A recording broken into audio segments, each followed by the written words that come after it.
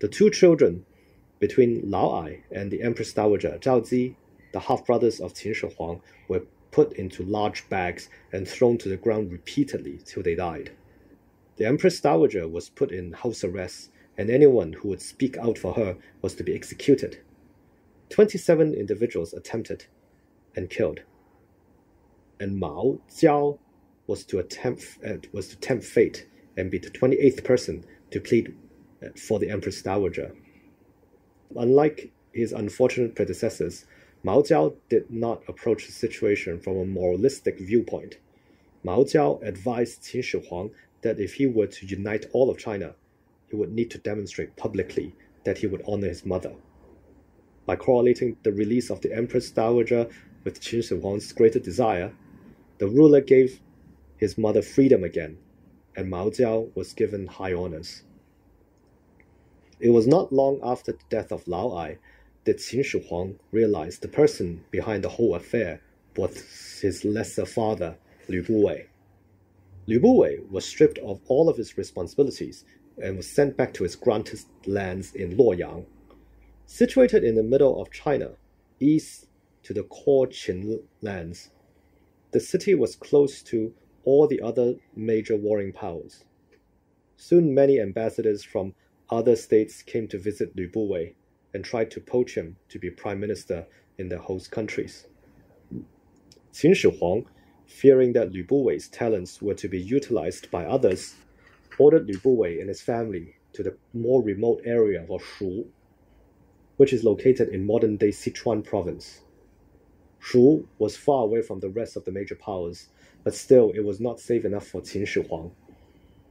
The Qin king soon ordered Lü Buwei to commit suicide, thus fulfilling Lü Buwei's father's prophecy that the returns of putting a man to the throne would earn him an infinite return, but would also lead to his demise. Eliminating Chu influence. With his younger brother Cheng Jiao, and person who put his father to the throne Lü Buwei removed, Qin Shi Huang advanced in his attempt for complete control in the court affairs of Qin. A major power remained, and it was from the Yqi, the outer relatives of Chu. The Chu royal family had close marital relations with its counterparty in Qin. Prior to Qin Shi Huang, Chu and Qin had already had 18 generations of intermarriage. We have already observed the swaying power of the lady from Chu, Huayang Furen. Sometimes in history, what has not been written is by far more interesting than what is. In official history, there was a blank period in the office of the Qin Prime Minister between the fall of Lü Buwei and the rise of Li Si, whose tenure covered most of Qin Shi Huang's regime of the United China. With new findings, we learn that the Prime Minister during that period was an individual named Chang Pingjun. Chang Pingjun was the son of a Chu prince who was kept hostage in Qin. He would therefore be a relative of Huayang Furen. He was named Prime Minister, which demonstrated the level of influence of the Chu clan. However, his existence in court would come in conflict with Qin Shi Huang's desire to unite China, and Chang Pingjun was ousted back to Chu. To complete the task, Qin Shi Huang asked the great general Wang Jian. He and his son would lay claim to conquering 5 of the 6 warring states during the unification campaigns. He asked Wang Jian how many soldiers would he need to bring to conquer Chu. General Wang Jian said given the vast lands of Chu, he would need 600,000. Qin Shi Huang was taken aback by such a huge number and instead asked a younger general, Li Xin, how many he would require, to which Li Xin said he only needed 200,000. Impressed by Li Xin's confidence, Qin Shi Huang commissioned him to lead an army to conquer Chu. Li Xin's Qin army was duly defeated by the Chu military, and it was likely that Chang Pingjun, the Chu prince who was formerly the prime minister of Qin, was involved in Chu's defensive campaign. Regretting his decision, Qin Shi Huang reappointed Wang Jian to lead his army, and this time the old general got the job done with all 600,000 soldiers he required.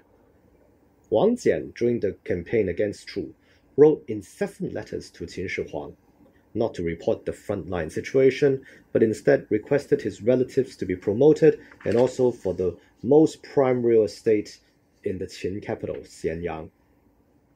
His subordinates wondered why the old general suddenly became so distastefully greedy, to which Wang Jian explained that he was commanding 600,000 Qin soldiers, and Qin Shi Huang was a ruler who harbored great suspicion against his officials in high offices.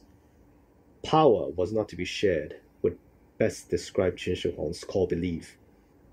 Petty greed would mean that Wang Jian himself was not interested in dethroning the Qin ruler, and therefore kept him and his family safe.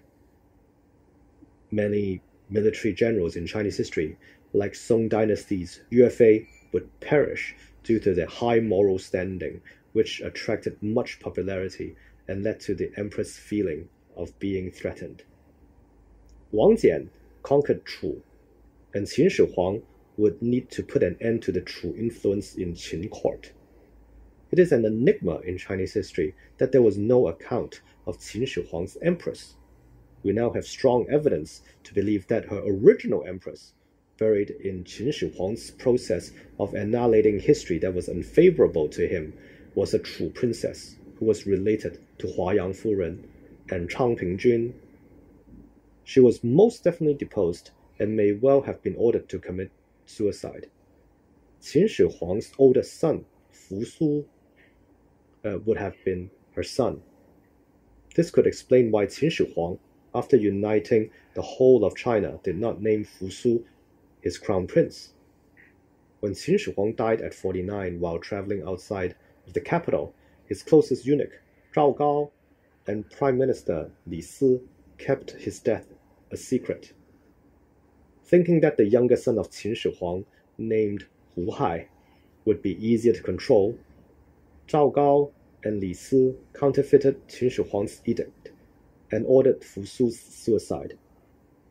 They then put Hu Hai on the throne, and the empire fell into chaos very quickly with Hu Hai and Zhao Gao's outrageous misdeeds.